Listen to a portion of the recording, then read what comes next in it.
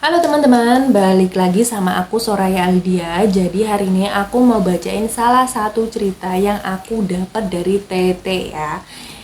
Dan ini tentang karma perselingkuhan gitu. Jadi langsung aja aku bacain ceritanya ya. Cerita ini dari salah seorang anonim, sebut saja Salwa namanya.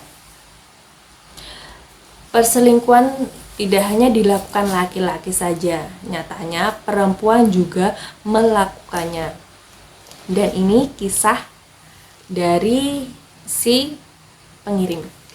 Apakah perselingkuhan akan selalu mendapatkan karma yang sama ataukah bisa lebih berat?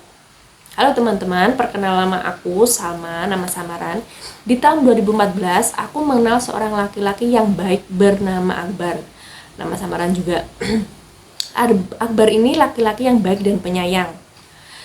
Cerita dimulai saat aku di semester 3 kuliahku. Di tahun 2014, aku mengenal seorang laki-laki bernama Akbar. Dia sangat baik dan juga penyayang. Dia laki-laki yang royal dan tidak perhitungan. Dalam hal ekonomi, dia termasuk orang yang ekonominya stabil. Setiap berangkat dan pulang kuliah, aku selalu dijemput dan juga dia sudah kenal dekat dengan adikku. Adikku bukan tipikal orang yang gampang dekat dengan orang lain, tapi dengan sekali pertemuan Akbar berhasil mengambil hatinya.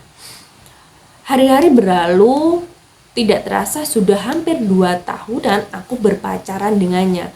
Aku merasa mulai bosan karena tidak ada tantangan dalam kisah percintaan ini. Akhirnya aku di DM oleh seorang laki-laki yang kampusnya tidak berjauhan dari kampusku. Dia jurusan hukum. Dulu aku merasa keren banget jika deket dengan anak hukum. Berawal dari DM itu kami mulai dekat. Sebut saja nama dia Rido. Pada akhirnya Rido nembak aku dan dimana aku tuh masih pacaran sama si Akbar. Entah kenapa pada saat itu tanpa berpikir panjang aku langsung menerima Rido. Setiap hari Akbar selalu aku cuekin. Setiap dia mau menjemput aku ke kampus selalu aku tolak dengan alasan aku sibuk karena sudah semester akhir. Akan tetapi sebenarnya Rido yang selalu menjemput dan mengantarku setiap hari. Pepatah orang dulu mengatakan sepandai-pandainya menyembunyikan bangkai pasti akan tercium juga. Tepat 3 bulan berpacaran dengan Rido, malamnya sebenarnya aku sudah punya janji dengan Rido. Tetapi karena Akbar ini maksa banget buat bertemu, akhirnya aku batalin dengan Rido. Biasanya Akbar selalu menjemput aku ke depan kos, tapi malam itu dia memilih menunggu di depan gang dengan alasan nanti mobilnya susah muter kalau dalam gang. Setelah aku temui, dia ngajak aku berkeliling. Setelah makan dan membelikan aku jajanan, FYI kebiasaan dia ada dari awal pacaran memang habis makan dia pasti belikan aku jajan cemilan yang banyak untuk di kos. Sebelum pulang dia ngajak aku untuk nemenin di dekat lapangan dan dia mulai menangis. Sebenarnya dari awal memang feeling aku sudah gak enak.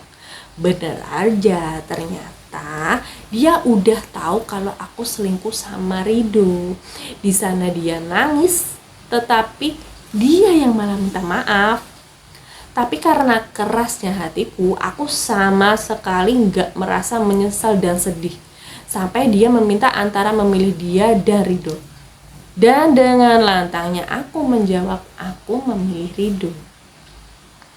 Dan terakhir dia menyampaikan sebenarnya alasan dia tidak mau menjemput aku ke depan kos karena sebulan terakhir dia selalu berselisih di jalan saat Rido mengantarku pulang.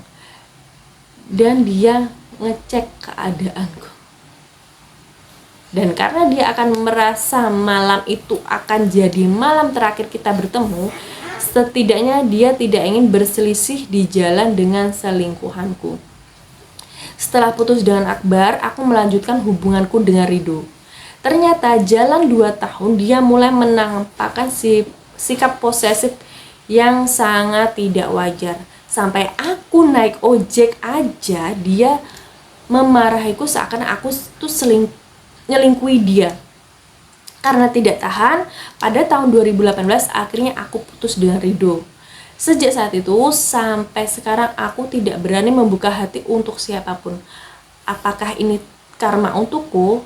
Dan tahun 2020 aku dapat kabar Akbar menikahi wanita yang dicintainya. Dan sampai sekarang aku masih menyesali karena melepas Akbar yang begitu baik. Damn, yes, begitulah ya. Wanita kalau dikasih yang baik gak mau, tapi kalau dikasih yang sumpah, menurut kalian gimana deh? Kalian bisa komentar tanggapan kalian tentang si Mbak Salma ini ya. Aduh, aku nggak bisa bertinggi-tinggi lagi. Dan buat teman-teman yang mau berbagi cerita, bisa banget kirim di email aku. Nanti kita cerita-cerita kayak gini lagi. Dan makasih banget udah nonton channel aku. Jangan lupa like, subscribe ya. Aku tunggu banget email kalian. Bisa kita berbagi cerita kayak gini. Sampai jumpa di video selanjutnya. Bye-bye.